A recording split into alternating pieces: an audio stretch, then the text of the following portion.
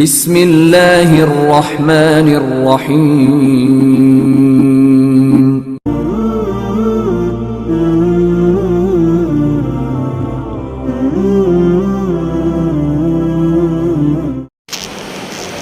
الحمد لله وحده الصلاة والسلام على من لا نبي بعده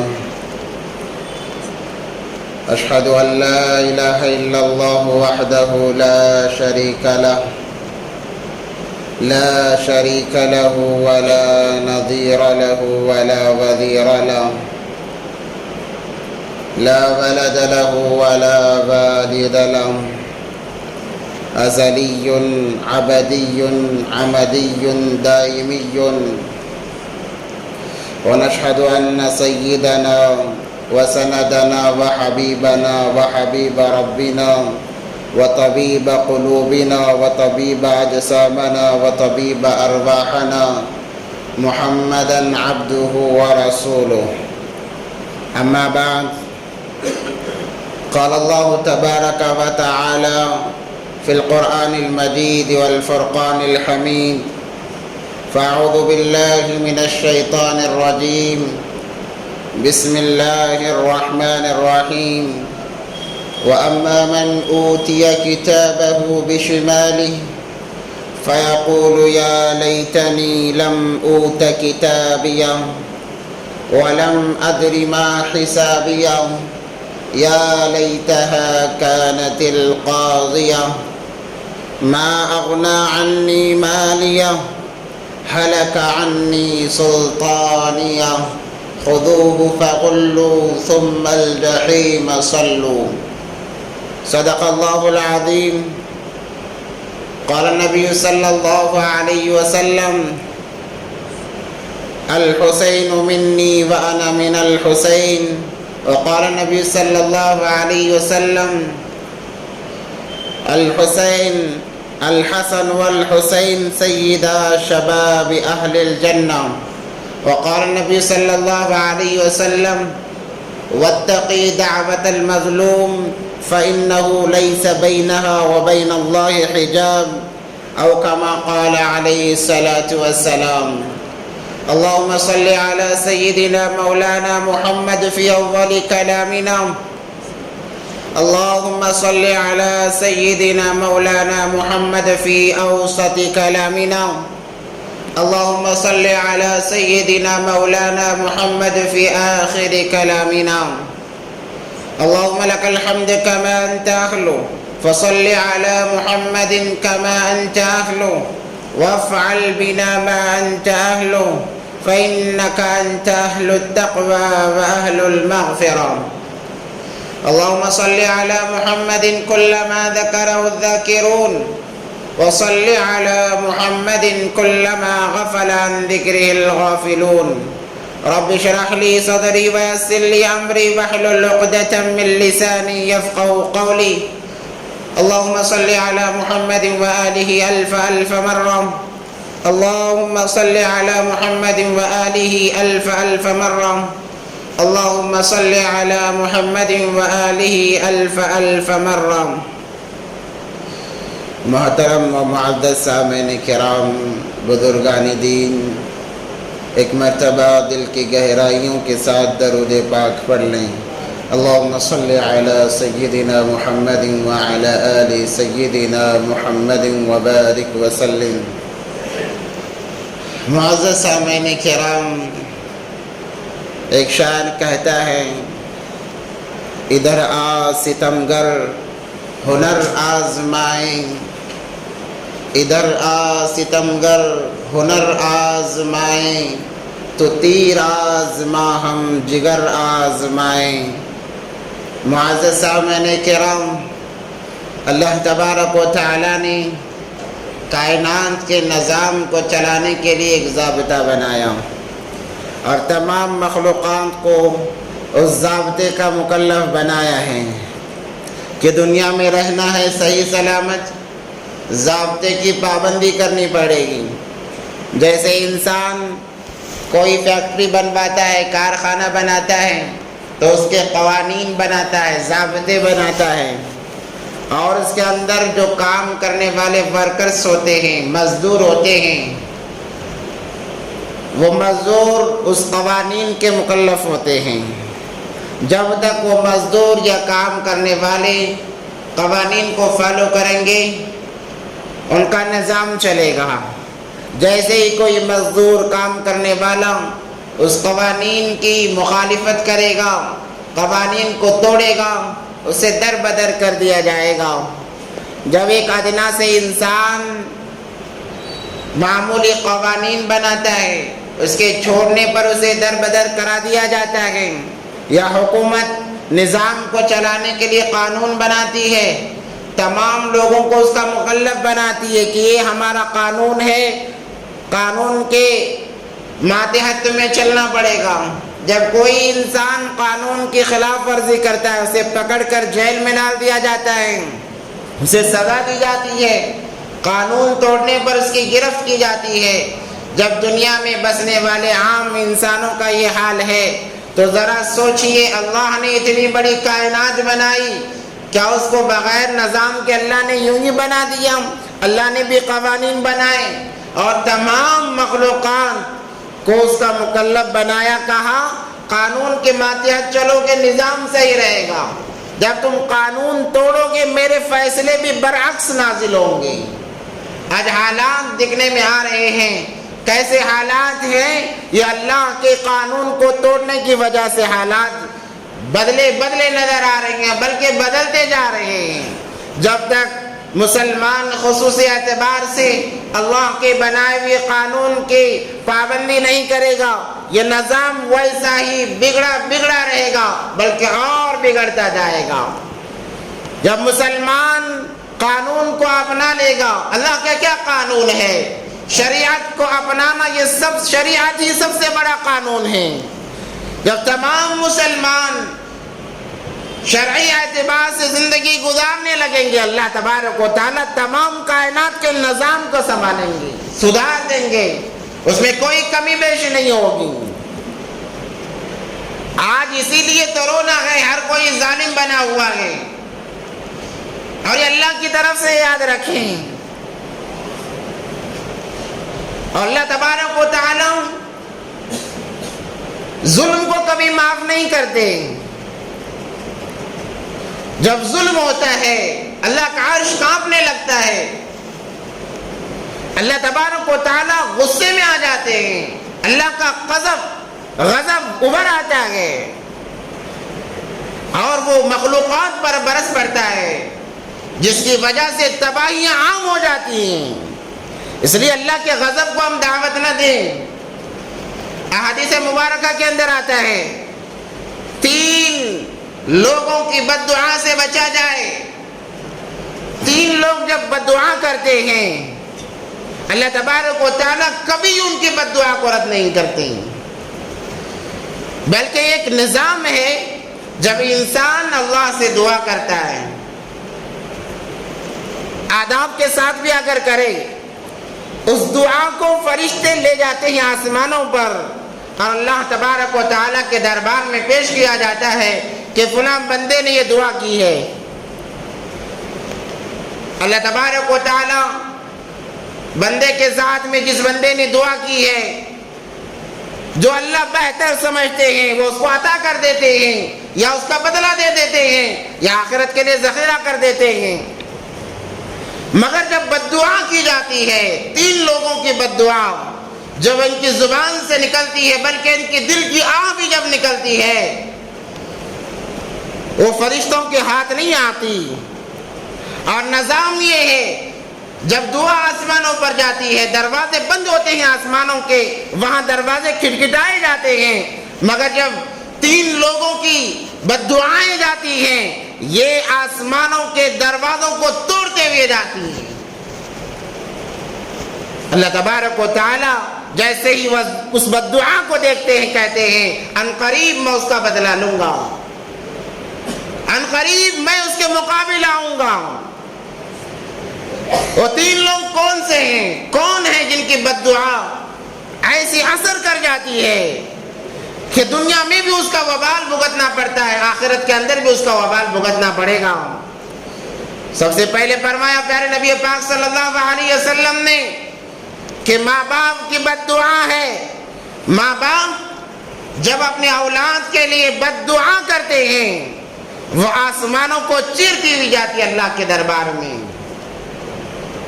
اس لیے ہمیشہ ماں باپ کی بد دعا سے بچنا چاہیے.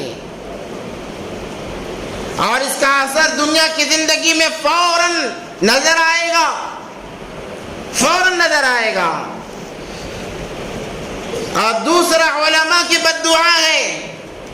جب علماء کسی کے لیے، کسی قوم کے لیے، کسی قبیلے کے لیے بد دعا کرتے ہیں وہ بد دعا آسمانوں کو چیرتی ہوئی جاتی ہے. اللہ تبارک و تعالیٰ ان کا انتقام لیتے ہیں. ان لوگوں کو، ان قبیلے والوں کو، اس قوم کو اس وقت تک موت نہیں آتی جب تک اللہ تبارک و تعالیٰ انہیں عذاب میں نہ مبتلا کر دیں. اور تیسرا ہے مظلوم کی بد دعا. مظلوم کون ہے اور ظالم کون ہے؟ ظالم وہ ہے جو دولت کے نشے میں غریبوں پر ظلم ڈھا رہا ہے، طاقت کے نشے میں کمزوروں پر ظلم ڈھا رہا ہے، عہدیداری کے نشے میں، حکومت کے نشے میں ظلم ڈھا رہا ہے، لوگوں کو مجبور کر رہا ہے. یہ کام کرنے والا ظالم کہلاتا ہے. اور جس پر ظلم ہو رہا ہے وہ مظلوم ہے بیچارہ، وہ کچھ کر نہیں سکتا. کیوں؟ اس لیے کہ سامنے ظالم بڑا مالدار ہے. اور آج کل کا رواج بھی ہے، جو بڑا مالدار ہے وہ جتنا بڑا بھی گناہ کرے اسے معمولی لوگوں کو معمولی نظر آتا ہے. کیوں؟ وہ بڑا مالدار ہے. اور غریب بیچارہ چھوٹا گناہ بھی کر لے، چھوٹی غلطی بھی کر لے، اس کی غلطی کو اچھالا جاتا ہے، ابھارا جاتا ہے. کہا کہ اتنا بڑا گناہ کر لیا، اتنی بڑی غلطی کر لی.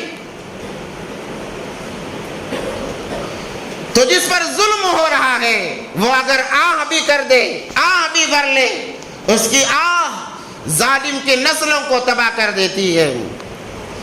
میں ابھی واقعات کی طرف آؤں گا. کربلا کے میدان میں کیا ہوا؟ حسین مظلوم بنے، یزید ابن زیاد شمر یہ ظالم بنے. ظالم کس وجہ سے بنے؟ انہیں حکومتوں کا نشہ تھا، ان پر حکومتیں سوار تھی. وہ سوچتے تھے حکومتیں ہمیشہ میرے پاس رہیں گی، ہمیشہ حکومتیں میرے پاس رہیں گی.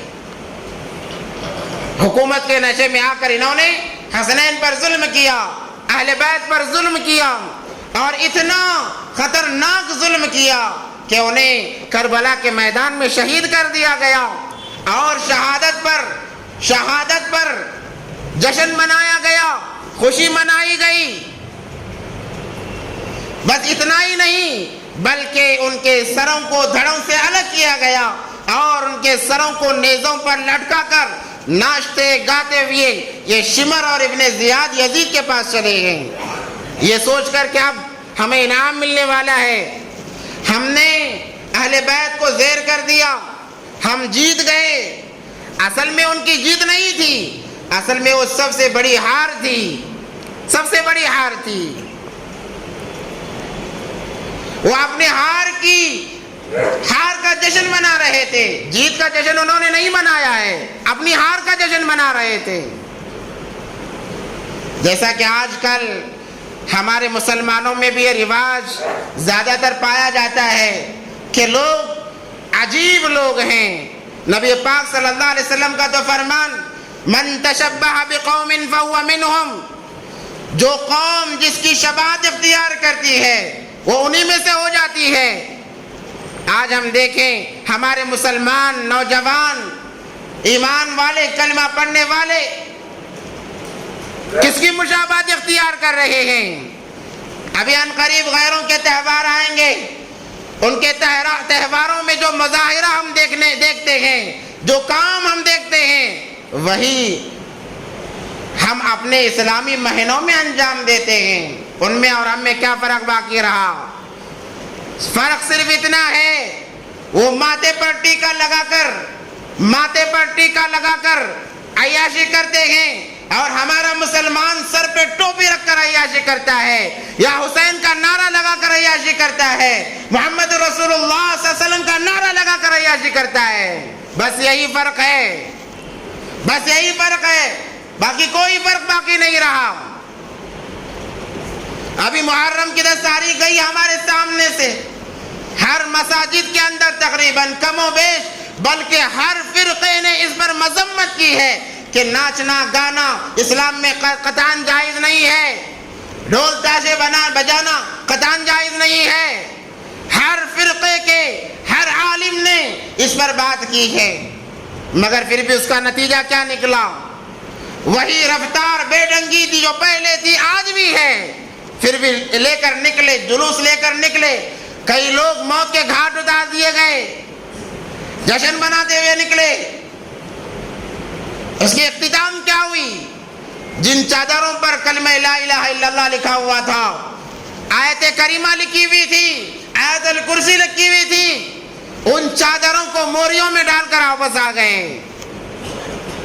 ان چادروں کی، اس کلمے کی بے حرمتی کی گئی، اللہ کے کلام کی بے حرمتی کی جا رہی ہے۔ کرنے والا غیر نہیں، یہ مسلمان ہے۔ اگر کوئی کسی ملک میں قرآن کی بے حرمتی کرتا ہے، ہمارا خون کھولتا ہے، کھولنا بھی چاہیے۔ ہم نے کلمہ پڑھا ہے لا الہ الا اللہ، ہم چاہتے ہیں کہ اگر ہمارا بس چلے اسے ہم موت کے گھاٹ اتار دیں۔ کیوں؟ کرنے والا غیر ہے۔ ارے آج یہاں تو مسلمانوں نے کیا ہے، ان کے ساتھ کیا معاملہ کرنا چاہیے؟ وہ بھی کلمہ لا الہ الا اللہ پڑھنے والے تھے، جنہوں نے آیت کریمہ والی چادر کو موری میں ڈال دیا جہاں پر پیشاب بہتا ہے، پاخانہ بہتا ہے۔ لا الہ الا اللہ جس چادر پر لکھا ہوا تھا اس کو یوں ہی بیکار پھینک دیا۔ دوسرے دن کچرا صاف کرنے والوں نے، کچرا اٹھانے والوں نے اس کو اٹھایا، ناپاکی کی حالت میں گندی چیزوں سے نکالا، کہا کہ دیکھو یہ مسلمان کی حیثیت ہے۔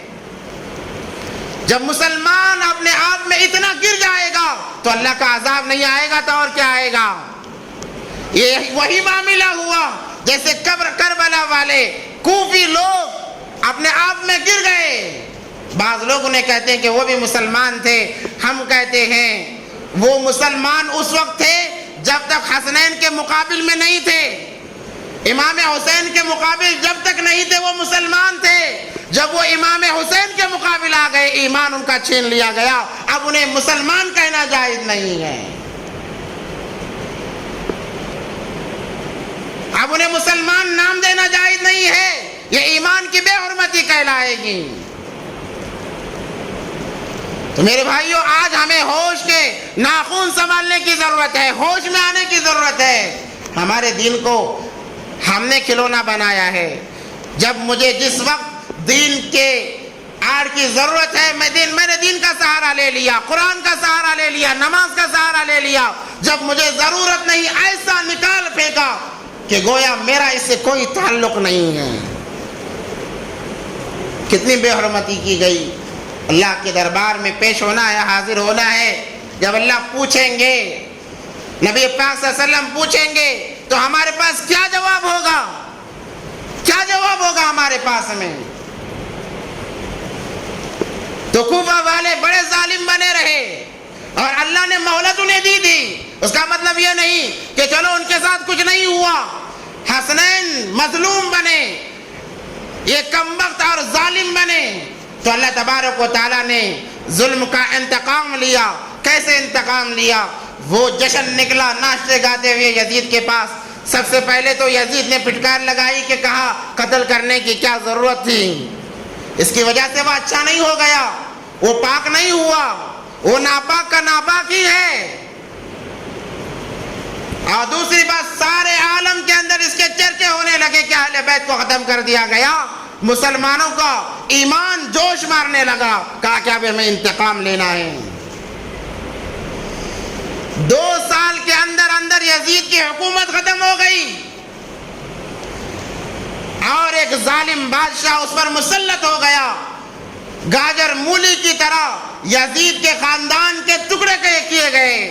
کربلا کے میدان میں حسنین کے مقابل جو تھے انہیں ڈھونڈ ڈھونڈ کر مارا گیا، کیونکہ حضرت زینب رضی اللہ تعالیٰ عنہ کی آہ نکلی تھی، چیخ نکلی تھی جب انہوں نے امام حسین کے سر کو نیزے پر سب سے آگے دیکھا. کہا اے نانا جان، یہ دیکھیے آپ کے نواسے کا جنازہ جا رہا ہے، آپ کے نواسے کی ڈولی جا رہی ہے. وَمُحَمَّدًا هَذَا حُسَيْنُ الْعَرَاء مُزَمِّلٌ بِالدِّمَاءِ وَقَطَّعُ الْأَعْدَاءِ. اللہ اکبر. وہ انداز تھا حضرت زینب رضی اللہ تعالیٰ عنہ کا. آہ نکلی اور اپنے نانا کو اپنا دکھڑا، اپنے خدا کو، اپنے اللہ کو اپنا دکھڑا سنا رہی ہے. اللہ نے کہا اے میری بندی فکر نہ کر، فکر نہ کر، ابھی انتقام لیا جائے گا. 2-2.5 سال کی مدت کے اندر یزید کی حکومت ختم ہو گئی. شمر کو کوفہ والوں نے دغا بازی کے ساتھ میں پکڑا اور اس کو بیچ چوراہے میں قتل کر دیا گیا. ابن زیاد کا جب معاملہ آیا، لوگ اسے مارتے مارتے بلکہ اس کے تمام قافلے کو لے جا کر مسجد کے صحن میں قتل کر کے پھینک دیا. یا یوں کہا علماء اکرام نے کہ کتوں کو اس کے جسم کو اس کتوں کے حوالے کر دیا. لوگ دیکھ رہے تھے کہ کتے اس کے جسم کو نوچ نوچ کر کھا رہے ہیں. اور شمر کی جب میت مسجد کے صحن میں رکھی گئی، لکھنے والوں نے لکھا ہے ایک سانپ نمودار ہوا جو ہر ایک کے پاخانے سے راستے سے گزرتا اور منہ سے باہر آ کر غائب ہو جاتا. اور وہ سانپ بار بار شمر کے پاخانے کے راستے سے گھستا اور منہ سے باہر آتا، ناک سے گھستا، غائب ہو جاتا. یہ عذاب اللہ تبارک و تعالیٰ نے دنیا میں دیا ہے.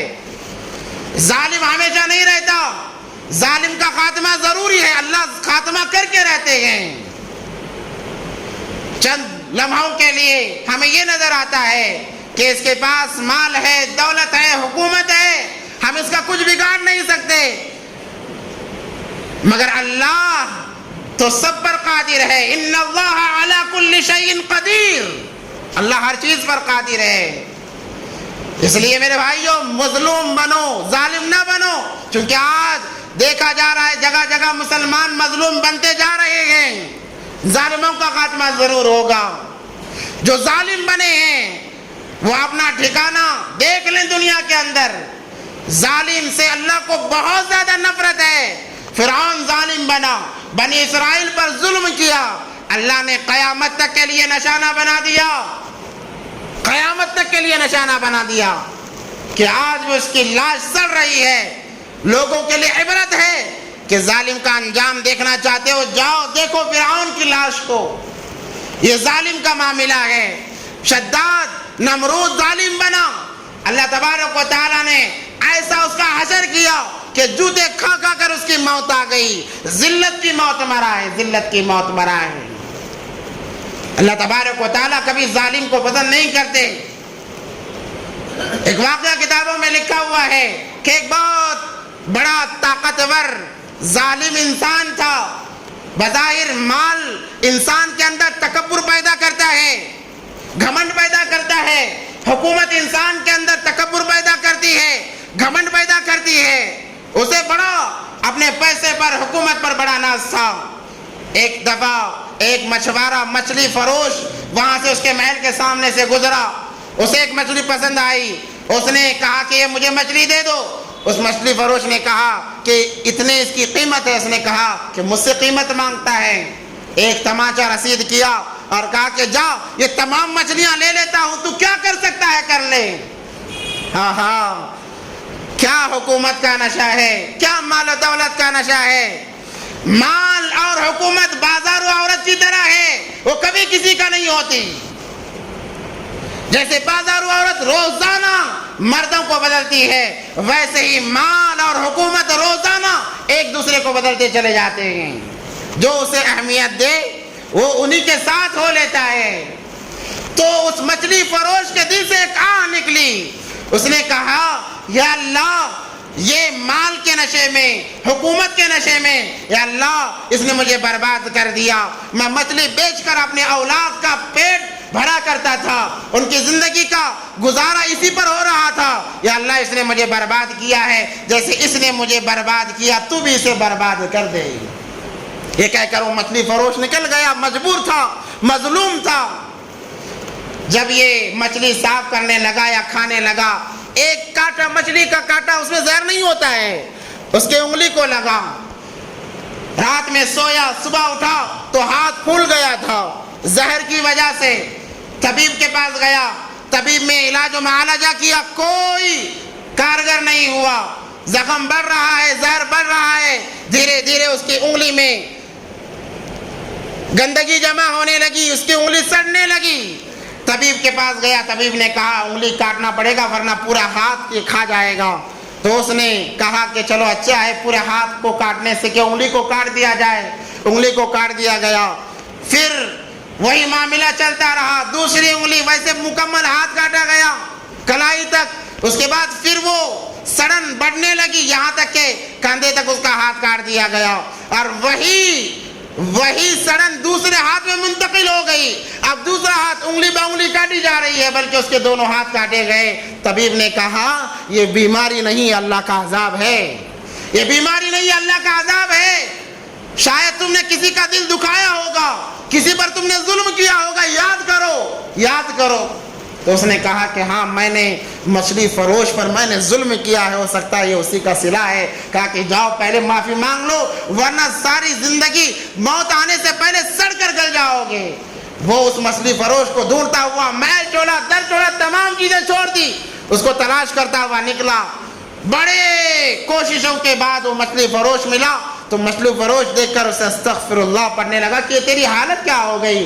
اس کے پاؤں میں گر گیا، کہنے لگا اللہ کے لیے مجھے معاف کر دے، اللہ کا واسطہ دیتا ہوں مجھے معاف کر دے، میں نے تجھ پر ظلم کیا، طاقت کے نشے میں، حکومت کے نشے میں اللہ نے مجھے یہ صلہ دیا ہے، اللہ کے لیے مجھے معاف کر دے۔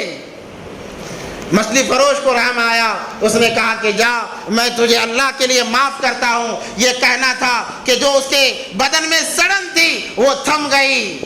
اللہ کو یہ بتانا مقصود ہے کہ جو ظلم کرتا ہے وہ کبھی کامیاب نہیں ہوتا۔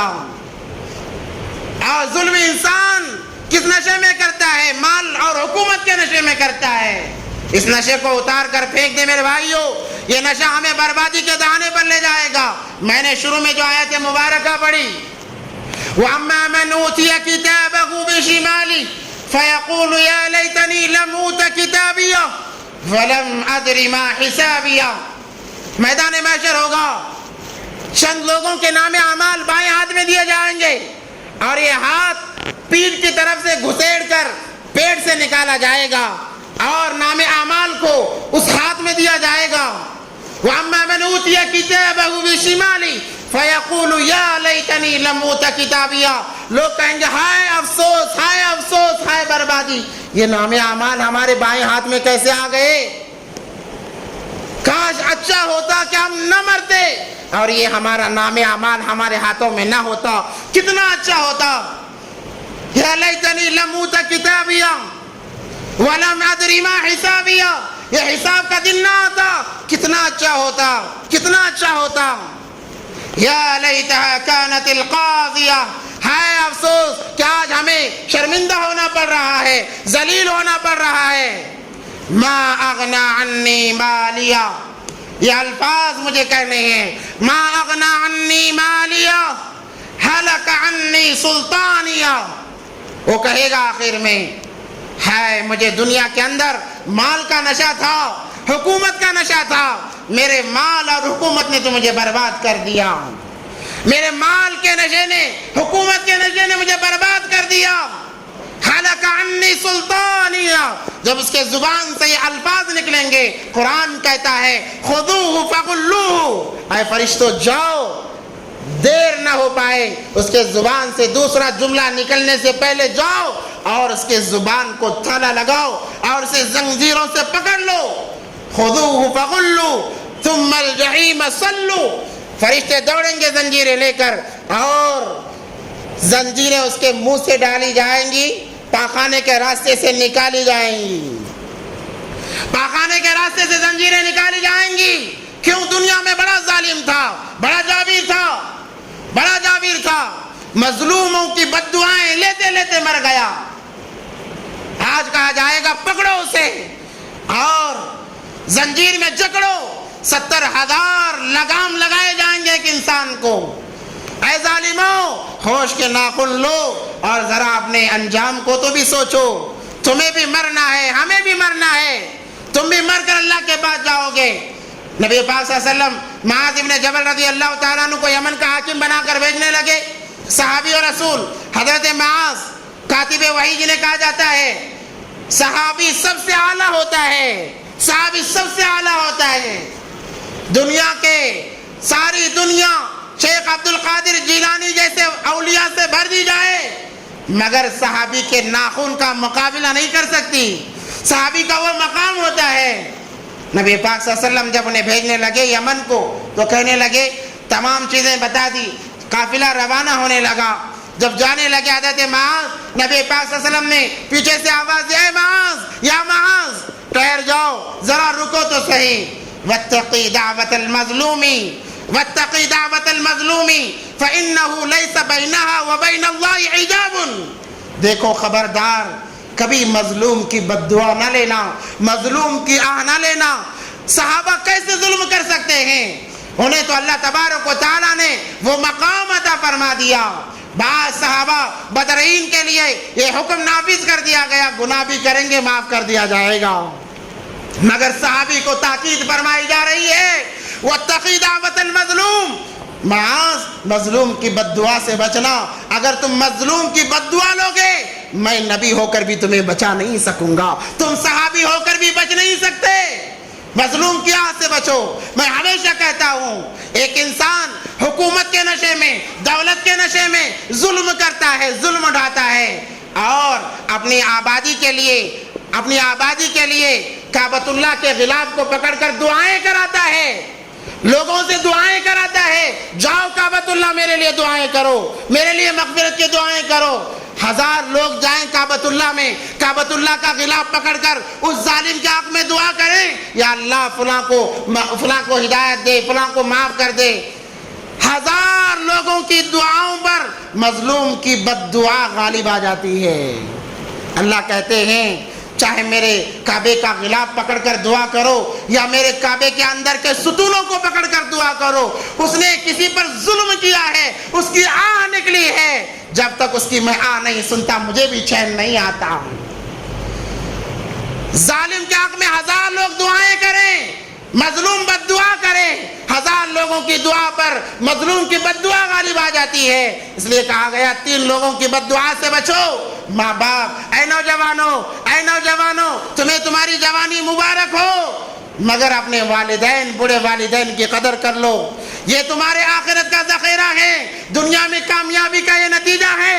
اگر یہ تم سے ناراض ہو گئے، انہوں نے آہ نکالی تمہارے لیے، تمہاری زندگی برباد ہو جائے گی. علماء سے اپنے آپ کو جوڑو. آج علماءوں پر کیا ظلم ڈھایا جا رہا ہے. ابھی معاملہ پیش آیا، ایک عالم دین کو مسجد کے اندر گھس کر شہید کر دیا گیا، مار دیا گیا، بے قصور. ویسے ہی علماء مظلوم ہیں، امام مؤذنین مظلوم ہیں. حالانکہ کئی خبریں آتی ہیں، میں یہاں کی بات نہیں کر رہا، بہت خبریں آتی ہیں کہ فلاں جگہ امام کو یہ کیا گیا، مؤذنین کو یہ کیا گیا، علماء کو گالی دی گئی، مارا گیا، فلاں کیا گیا. کرنے والوں سے میں مخاطب ہوں کیونکہ میری آواز سینکڑوں لوگ سنتے ہیں، ان تمام سے مخاطب ہوں. اپنا تعلق علماء سے جوڑو. ہدایت چاہتے ہو آج کے وقت میں، اپنا تعلق علماء سے جوڑے رکھو. اگر علماء سے کٹ جاؤ گے، ہدایت سے کٹ جاؤ گے، محروم ہو جاؤ گے. تمہاری دنیا بھی برباد ہوگی، آخرت بھی برباد ہوگی. بے قصور عالم دین کو شہید کر دیا گیا، مار دیا گیا، کوئی پرسان حال نہیں ہے. ان کے گھر والوں کی آن نکلی ہوگی، مظلوم ظالموں کے حق میں آن نکلی ہوگی، وہ ان کے خاندانوں کو برباد کر دے گی. ایک انسان ظلم کرتا ہے، مظلوم بھرتا ہے، کہتا ہے یا اللہ اس کے خاندان کو نصف نابود کر دے، تو ایک ظالم کی وجہ سے پورا ایک خاندان تباہ و برباد ہو جاتا ہے. یاد رکھیں، حکومت ہمیشہ نہیں رہے گی، مال ہمیشہ نہیں رہے گی، اور ہم میں کا ہر کوئی حاکم ہے، کوئی اپنے گھر کا، کوئی فیکٹری کا، کوئی فلاں کا اپنے اپنے جگہ میں ہر کوئی حاکم ہے. حکومت کرتے ہوئے یہ خیال رکھیں کہ مظلوم کی بد دعا ہمیں نہ لگیں, کسی پر ہماری طرف سے ظلم نہ ہو. اگر یہ وقت آ جائے کہ ظلم کرنے کی نوبت آ جائے, ویسے حکومتوں کو چھوڑ دو, ٹھوکر مار دو. ایسے حکومتوں کی ضرورت نہیں جہاں پر کمزوروں پر ظلم کیا جائے. ایسے مال و دولت کو ٹھوکر مار دو. کہو کہ ایسے مال کی ضرورت نہیں جہاں پر کمزور غریبوں پر ظلم اٹھایا جائے. دیکھو اللہ کیسے تمہیں سنوارتے ہیں, تمہاری دنیا کیسی سنورتی ہے, تمہاری آخرت کیسی سنورتی ہے. اللہ کا وعدہ ہے, اللہ کا وعدہ ہے. سعد بن ابی وقاص, واقعہ بول کر اپنی بات ختم کروں گا. سعد بن ابی وقاص رضی اللہ تعالیٰ عنہ ملک شام میں یا کہیں وہ امام تھے, امامت کیا کرتے, گورنر بھی تھے, امام بھی تھے. تو ایک ظالم ان کے پیچھے پڑ گیا, بڑا ظالم, ہمیشہ ان کی برائیاں کرتا رہتا, ہمیشہ ان کی چغلیاں کیا کرتا کہ وہ تو فلاں ایسے ہیں, انہوں نماز پڑھانا نہیں آتا, قرآن کی تلاوت کرنے نہیں آتا. اس صحابی کے بارے میں جنہوں نے قرآن سیکھا, نبی پاک صلی اللہ علیہ وسلم سے سیکھا, نماز سیکھی نبی پاک صلی اللہ علیہ وسلم سے سیکھی, اور یہ کہہ رہا ہے کہ انہیں نماز پڑھانا نہیں آتا, قرآن پڑھنا نہیں آتا. جیسے کہ آج بعض علاقوں میں ذمہ داران مساجد علماء کو نشانہ بناتے. کبھی فون آیا, واٹس ایپ پر وہ میسج چل رہا ہے کہ امام صاحب اور ذمہ داروں کے بعد میں بحث ہوئی, تو ذمہ دار نے یہ کہہ کر نکال دیا کہ امام صاحب کو نماز پڑھانا نہیں آتا. 10 سال سے اس کے پیچھے نماز پڑھ رہے تھے, ابھی پتا چلا کہ اس کی نماز صحیح نہیں ہے. کیا غضب ہے, کیا غضب ہے. یہ ذمہ داری بہت اعلیٰ ہے. ہو سکتا ہے اللہ آپ کے ایمانداری سے ذمہ داری کو سنبھالنے کی وجہ سے آپ کو نجات دے دے, مگر افسوس ایسے لوگوں پر بھی ہے جو 10 سال سے پیچھے نماز پڑھ کر کہتے ہیں کہ انہیں نماز پڑھانا نہیں آتا, انہیں نماز نہیں آتی, قرآن نہیں آتا. الغرض سعد بن ابی وقاص کی شکایت عمر فاروق رضی اللہ تعالیٰ عنہ کے دربار میں گئی. عمر فاروق خلیفہ تھے, بلایا, کہا کہ تمہیں معزول کر دیا جائے گا, نکال دیا جائے گا اگر یہ بات صحیح ثابت ہوئی. عمر فاروق رضی اللہ تعالیٰ عنہ رعایا کے معاملے میں بڑے سخت تھے. واشدہم فی امر اللہ عمر رضی اللہ تعالیٰ عنہ. انہوں نے کہا کہ میں بے قصور ہوں, آپ جا کر معائنہ کر لیجئے, جائزہ لے لیجئے. عمر فاروق رضی اللہ تعالیٰ عنہ نے چند لوگوں کو, صحابہ کو ساتھ میں بھیجا اور جا کر کہا تحقیق کرو محلے کے اندر, کیا واقعی سعد کو نماز پڑھانی نہیں آتی, قرآن کی تلاوت نہیں آتی؟ اگر نہیں آتی ہے تو ہم ایسے انسان کو امام نہیں رکھیں گے. لوگ آئے, تمام سے تحقیق کی, سب نے کہا کہ ماشاءاللہ اچھی بات ہے, اچھا پڑھاتے ہیں, مگر وہ جو ظالم تھا, جس کے دل کے اندر نفاق, کینہ, بغض بھرا ہوا تھا, جو نجاست کا مجموعہ تھا, اس نے کھڑے ہو کر کہا کہ میرا اعتراض ہے, انہیں نماز پڑھانے نہیں آتی, اگر انہیں امام رکھا جائے گا میں فساد مچاؤں گا. تو حضرت سعد بن ابی وقاص رضی اللہ تعالیٰ عنہ کو بہت ہی بات بری لگی کہ محلے کے سامنے مجھے بدنام کیا گیا.